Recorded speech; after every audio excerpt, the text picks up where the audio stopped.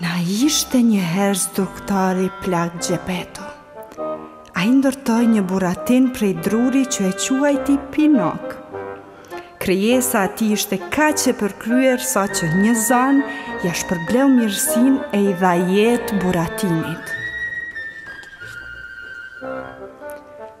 Ashtu si gjithë moshatarët e tij, Pinoku nisi të shkojë në shkollë.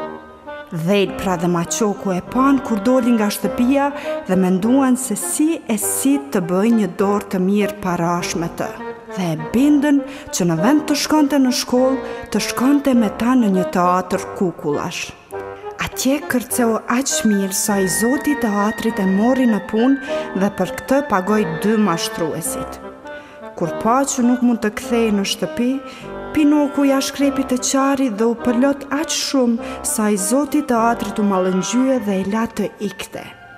Veç kësaj i dha dhe 5 monedha ari. Shënde verë Pinoku mori udhën e kthimit në shtëpi duke menduar t'ja jepte para Gjepetos. Po kur Maqoku dhe Dhejl pra e pan të kalonte aty pari, i bën zë e i than se nëse donte të bënte një dorë të mirë parash, duhej të shkonte me ta. Pinoku që nuk dinte ç'ishte ligësia, u avuri veshin dhe u kthye. Por ra në grackën e tyre. Kur kishin dalë dhe ishin larguar nga qyteti, Dhejl pra dhe Maqoku e plashkitën dhe e lanë të lidhur në majt të një pemë.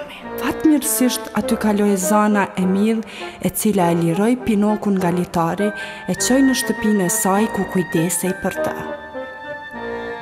Kur Pinoku erdhi në vete, zana Emil kërkoi që t'ja tregoj aventurën e tij.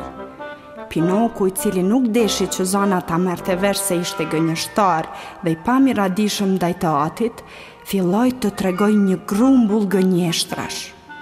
Por duke folur vëreti se hunda i rritej pa mas. Pinoku pa se është më mirë të jeti sinqert me zanën dhe ja tregoj të vërtetën. Ajo e qortoi dhe e këshilloi të kthehet në shtëpi me që e dinte se Gjepeto është shumë i brengosur për të. Pinoku i premtoi zanës se do të kthehet në shtëpi menjëherë dhe u nis.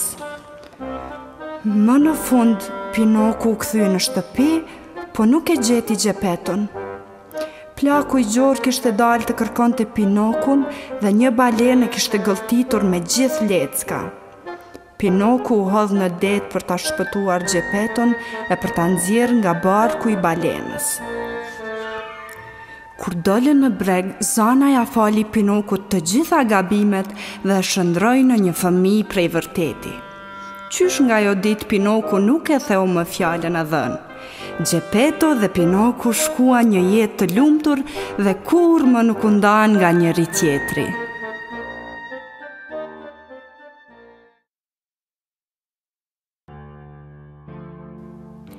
Komunikimi në mes të prindërve dhe fëmijëve.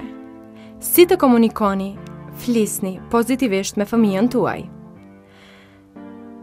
Filloni të komunikoni me fëmijën nga mosha shumë e hershme.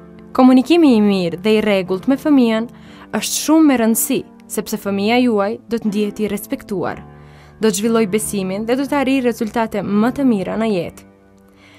Duke folur me fëmijën tuaj, duhet të jeni të kujdesshëm rreth asaj çfarë i thoni dhe si i thoni.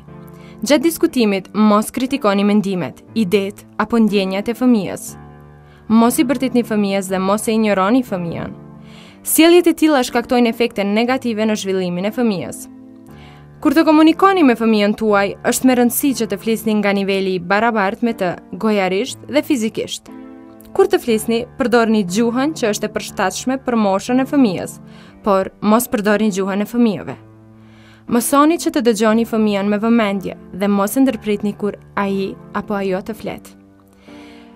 Përfshini fëmijën në diskutime të thjeshta dhe kërkoni mendimin e tij. Nëse fëmija ju afrohet për të folur në një moment kur jeni të zënë, premtoni fëmijës se do të flisni pasi që ta kryeni punën dhe mos e harroni premtimin. Mbani mend, komunikimi i mirë krijon marrëdhënie të shëndosha dhe ndikon në rritjen dhe zhvillimin e fëmijës, por kërkon kohë dhe durim. Vetbesimi i fëmijës. Vetbesimi të fëmia paraqet nevojën për të ndjerë pjesë e rëndësishme e familjes dhe të pranohet pa kurrfar kushtëzimesh. Fëmia zhvillon besimin përmes marrëdhënieve pozitive me prindërit, familjen, fëmijët, fëmijët e tjerë. Fëmia zhvillon vetbesimin kur të ketë besim të ju dhe ju të keni besim të ai, të ndihet i respektuar, ju të inkurajoni dhe të lejoni që të bëj gjërat vetë, dhe kur ju e lavdroni punën konkrete të tij. Fjalët e mira siç janë shumë mirë duket, besoj se mundesh, ke të drejtë, faleminderit, e tjerë. Kërkoni falje për gabimet tuaja. Ai është i ndjeshëm për ndjenjat dhe nevojat e të tjerëve. Ju kujdeseni që fëmia të shoqërohet me të tjerët. Treguesi që fëmia ka zhvilluar vetbesimin duken kur rrallë herë fëmia bie në konflikt, kur lehtësisht krijon kontakte dhe ka besim të të tjerët. Shpreh vullnetin për të kërkuar falje, demonstron sukses dhe konsistencë në aktivitet. Dashuria prindërore dhe loja me prindër inkurajon zhvillimin psikofizik dhe psikosocial të fëmijës nga fazat e hershme të fëmijërisë. Për këshilla dhe informata shtesë, mos hezitoni që të kontaktoni personelin mjekësor në qendrën tuaj të mjekësisë familjare apo të shikoni fletpalosjet për prindërit.